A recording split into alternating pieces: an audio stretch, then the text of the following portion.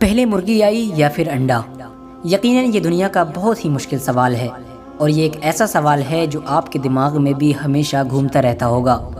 آپ کی پوری زندگی میں بھی آپ سے ضرور کسی نے یہ سوال پوچھا ہوگا اور آپ کا دماغ پورے طور پر چکرا گیا ہوگا۔ تو ناظرین گرامی، آج کی اس ویڈیو میں ہم اسی سوال کے جواب کے بارے میں بات کریں گے۔ سب سے پہلے ہم جانیں گے کہ آخر سائنس اس بارے میں کیا کہتا ہے، اور سائنس سے ہمیں اس بارے میں کیا رہنمائی ملتی ہے، اور پھر ہم قرآن و حدیث یعنی اپنی اسلامی شریعت سے جانیں گے کہ آخر اسلامی شریعت اس بارے میں کیا کہتی ہے، اور قرآن حدیث نے اس بارے میں کیا کہا ہے کہ مرغی پہلے آئی یا انڈا۔ اس سوال کا جواب اگر ہمیں سائنس کے ذریعے جاننا ہے تو سب سے پہلے ہمیں بائیولوجی کو سمجھنا ہوگا۔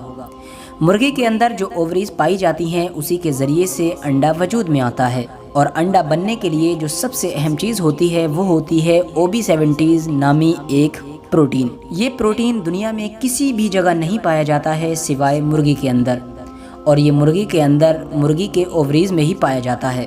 یعنی دوستو، اگر یہ پروٹین نہ ہو تو انڈے کا چھلکا نہیں بن سکتا ہے، یعنی انڈا کسی بھی صورت میں وجود میں نہیں آ سکتا ہے۔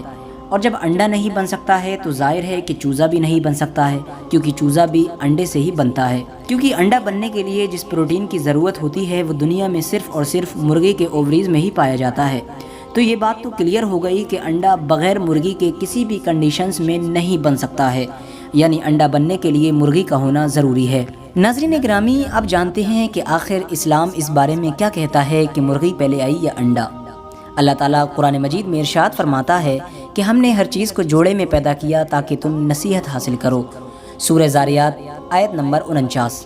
اللہ تعالیٰ ایک اور جگہ ارشاد فرماتا ہے کہ پاک ہے وہ کہ جس نے سارے جوڑے بنائے، زمین کی اگائی چیزوں سے، لوگوں سے اور ان چیزوں سے جن کے بارے میں وہ جانتے بھی نہیں۔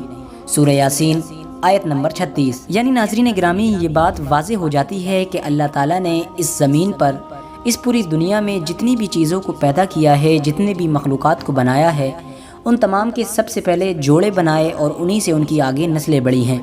یعنی انسان کو اگر پیدا کیا ہے تو سب سے پہلے حضرت آدم اور حضرت حوا کا جوڑا بنایا، انہی سے پوری دنیا میں ہماری انسانیت پھیلی۔ اسی طرح اگر جنوں کو پیدا کیا تو سب سے پہلے ان کا ایک جوڑا بنایا جس سے تمام جن پیدا ہوئے۔ اسی طرح چاہے کوئی پرندہ ہو، کیڑا ہو، یا پھر کوئی بھی پکشی ہو، کوئی بھی چیز ہو، ان تمام کے اللہ تعالیٰ نے ایک ایک جوڑے بنائے جن سے تمام آگے کی نسلیں بڑھائی گئیں، اور ہر ایک جوڑے سے اسی کی آگے نسلیں بڑھتی چلی گئیں۔ یہ بات قرآن کریم سے بالکل واضح ہوتی ہے۔ لہٰذا آپ خود دیکھیے کہ جس چیز کو سائنس نے آج مانا ہے اور جس تک سائنس کی آج رسائی حاصل ہوئی ہے، وہی چیز قرآن کریم میں 1400 سال پہلے بالکل واضح طور پر بتا دی گئی تھی۔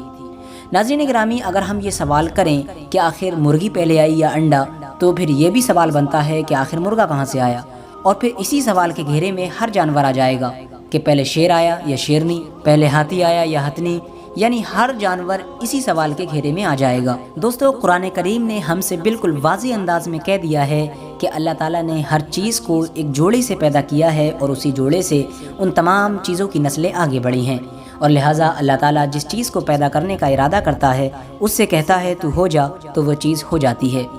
امید کرتا ہوں آپ کو اس سوال کا جواب واضح طور پر مل گیا ہوگا۔ ویڈیو پسند آنے کی صورت میں ہمارے ویڈیو کو لائک کریں، اور اپنے دوستوں، احباب، رشتہ داروں کے ساتھ ضرور شیئر کریں، اور اسی طرح کی نالجبل ویڈیوز ہمیشہ پانے کے لیے ہمارے چینل کو سبسکرائب کریں۔ السلام علیکم ورحمۃ اللہ وبرکاتہ۔ اللہ حافظ۔